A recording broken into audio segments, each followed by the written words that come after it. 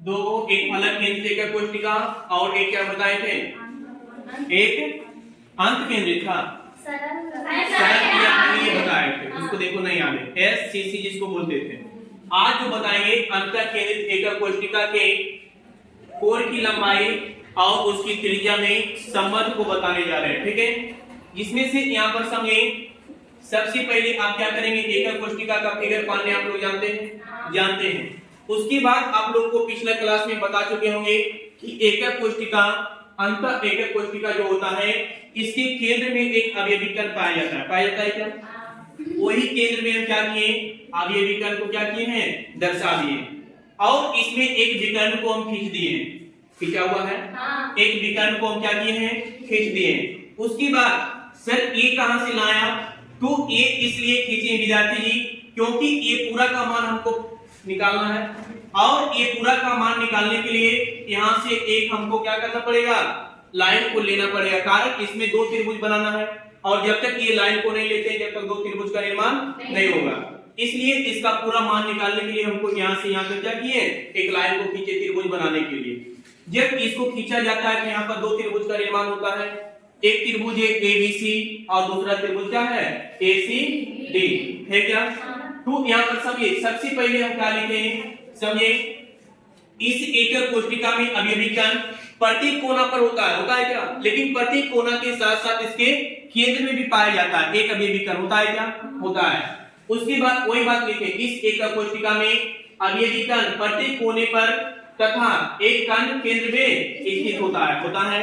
आप लोग जानते हैं, यस या नो, जानते हैं। चलिए इस स्थिति में केंद्र पर उपस्थित कण, केंद्र इसमें से क्या विद्यार्थी जी, यही है ना, केंद्र यही है ना, बोलता है इस स्थिति में केंद्र पर उपस्थित कण विकर्ण पर स्थित कण को स्पर्श करता है। समझिए यहाँ पर देखिए, यहाँ से यही चित्र को विकर्ण को हम क्या किए, एक फिगर द्वारा यहाँ पर दर्शाए, जैसा कि आप देख सकते हैं चित्र 2.1 में दर्शाया गया क्या, यही विकर्ण को लिए हैं। देखो इसका जो केंद्र है एक दूसरे का गोला स्पर्श कर रहा है, आपस में क्या कर रहा है, जो कि ये बीच वाला जो गोला है कितने गोला से स्पर्श कर रहा है, दो गोला से कर रहा है।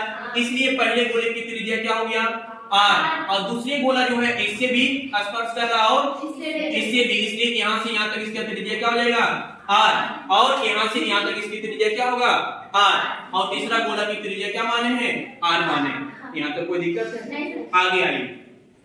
क्या मान लिए, माना एकक कोशिका की कोर की लंबाई एक तथा त्रिज्या को क्या माने हैं, R। अब यहाँ पर देखिए इसका सॉल्यूशन आप स्टार्ट करिए।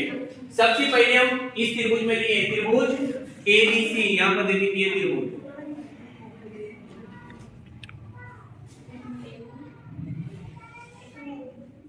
यही है ना, यही त्रिभुज है ना। आप यहाँ पर समझिए त्रिभुज ABC में कौन सा परिमेय से चलना है हमको, पाइथागोरस परिमेय से। पाइथागोरस परिमेय का नियम आप लोग जानते होंगे, इसमें जो होता है कर्ण स्क्वायर बराबर लंब स्क्वायर प्लस आधार स्क्वायर। यहाँ पर देखिए कर्ण स्क्वायर बराबर लंब स्क्वायर प्लस आधार स्क्वायर। अब बताइए इसमें से कर्ण क्या होगा विद्यार्थी जी, AC, कर्ण क्या होगा AC, वही लिखे AC स्क्वायर बराबर लंब क्या होगा AB स्क्वायर, ठीक है, और आधार क्या हो जाएगा BC, इसलिए यहाँ पर क्या लिखेंगे BC।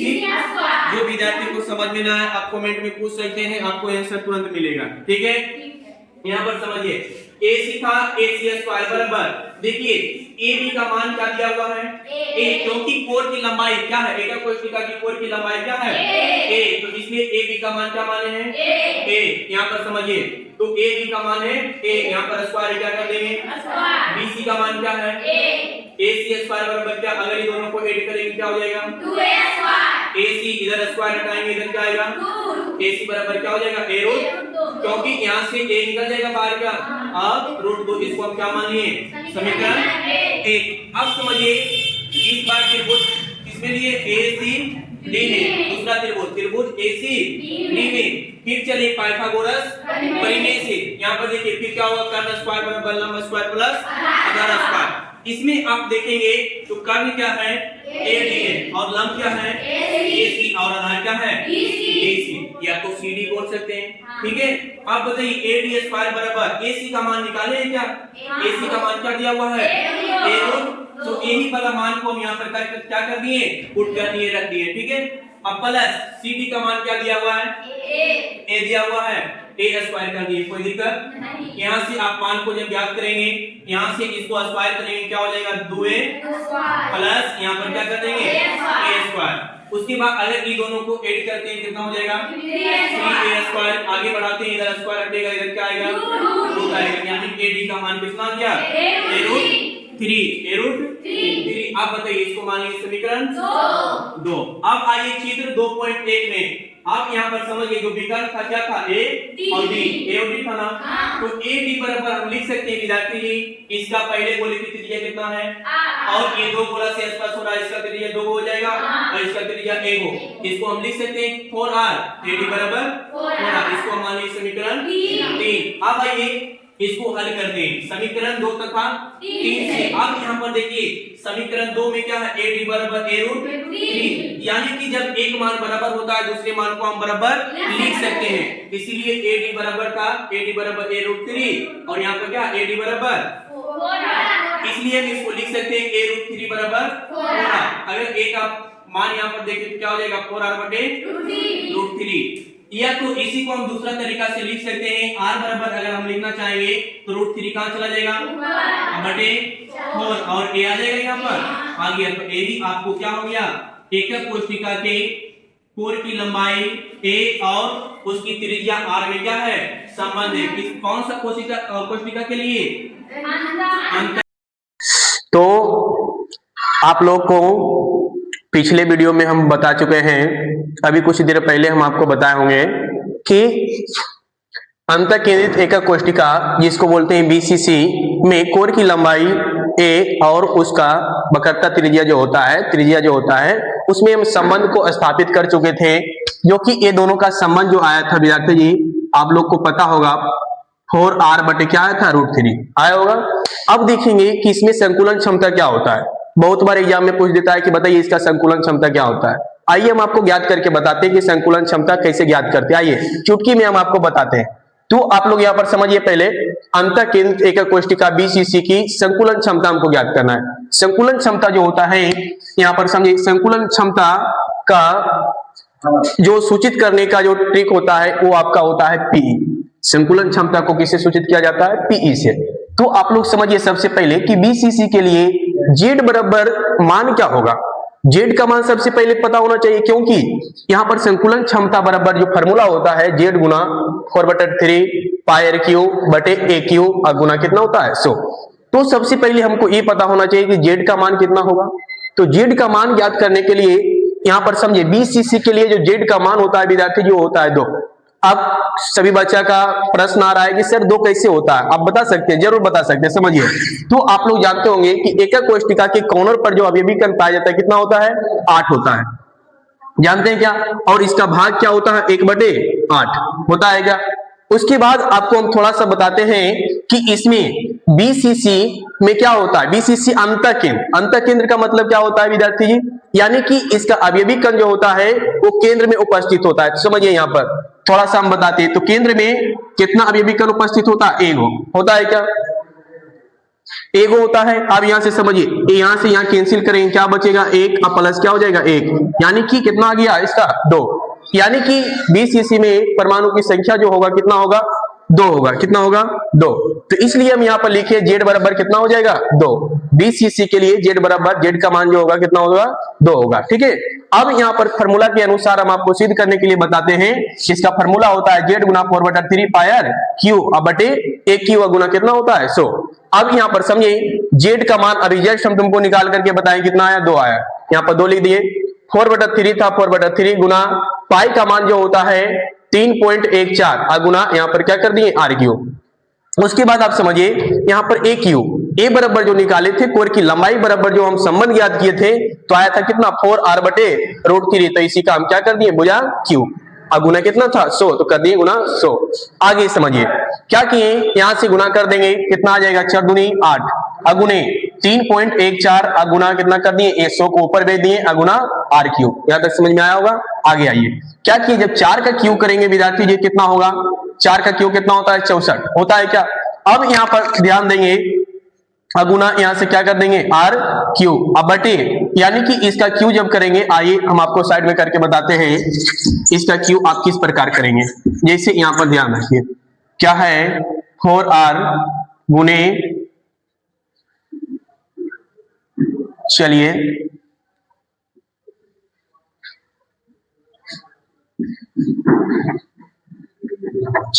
इसको क्यू के अनुसार इतना लिख सकते हैं क्या, जरूर लिख सकते हैं। अब यहां पर समझिए 4 चौक कितना हो जाएगा 16, 16 चौका 64, 64 होगा और आर क्यू है तो क्या कर देंगे आर क्यू। अब बटे यहां से देखिए √3 गुना √3 कितना हो जाएगा 3, और यहां से करेंगे तो कितना हो जाएगा 3√3।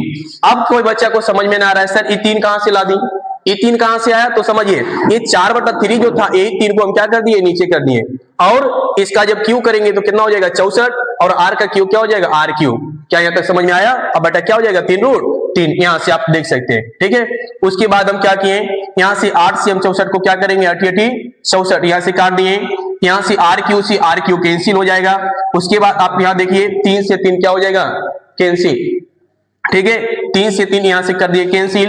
ये जो बचा 3.14 गुना जब 100 करेंगे तो कितना आ जाएगा 314, अगुना ये √3 जो था इसको क्या किए ऊपर भेज दिए, अब बटा नीचे में क्या बच गया 8 बच गया।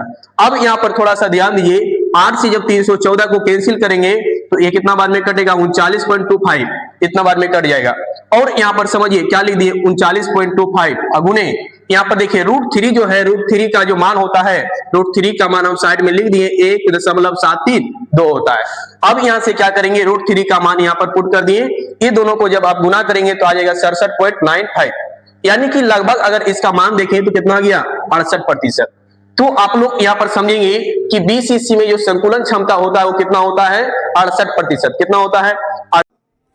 तो यहाँ पर समझिए बीसीसी का जो संकुलन क्षमता आ गया कितना आ गया लगभग 68%। अगर एग्जाम में एक नंबर आपको पाना है तो यहाँ से एक क्वेश्चन आप जरूर याद कर ले, और आपको हम लिख देते हैं कि यहाँ से एक नंबर हर बार एग्जाम में पूछा जाता है, तो आप लोग मिस ना करें विद्यार्थी। और कहीं भी बीसीसी का संकुलन क्षमता पूछे तो 8 मूल करके 68% मारिए, लेकिन एक शर्त है इसमें कि संकुलन क्षमता के साथ साथ कभी कभी क्या पूछ दिया जाता है खाली स्थान, कि बताइए इसमें रिक्त स्थान क्या होता है। तो रिक्त स्थान आइए हम चुटकी में बताने का प्रयास करते हैं, इसमें कुल रिक्त स्थान कितना होगा। तो आप लोग जानते होंगे पूरा इसमें कितना होता है स्थान 100% होता है क्या, जिसमें से इसकी संकुलन क्षमता का मतलब क्या होता है, अवयवी कण जो होता है उसमें अवयवी कण द्वारा जितना गोला के द्वारा उसे घेरा गया है, घेरे गए भाग को हम क्या बोलते हैं संकुलन क्षमता, यानी कि उसका घेरने के बाद उसमें कुछ रिक्त स्थान बच जाता है, तो उसी रिक्त स्थान को हम बोलते हैं खाली स्थान। तो समझिए भरा हुआ भाग कितना 68%, यानी संकुलन क्षमता कितना 68%। अब यहाँ पर समझिए तो 100% में से 68% को क्या करेंगे घटा देंगे, तो जितना मान आएगा वो क्या बच जाएगा हमारे लिए खाली स्थान। तो यहाँ से समझिए 100 में से 68 को घटा देंगे क्या आएगा 32%। तो यहाँ पर समझिए आपसे पूछा जाएगा कि बीसीसी का संकुलन क्षमता, तो बताएंगे 68%। अगर पूछा जाए कि इसमें रिक्त स्थान कितना होगा तो आपको 32%। इसी प्रकार आप लोग वीडियो में बने रहेंगे, आपका नेक्स्ट वीडियो जो आएगा वो फलक केंद्रित एकक कोशिका का संकुलन क्षमता हम याद करके बताएंगे, उसका रिक्त स्थान बताएंगे, फिर बताएंगे घनीय का एससीसी का उसका संकुलन क्षमता और रिक्त स्थान। ठीक है, फिर नेक्स्ट वीडियो में मिलते हैं।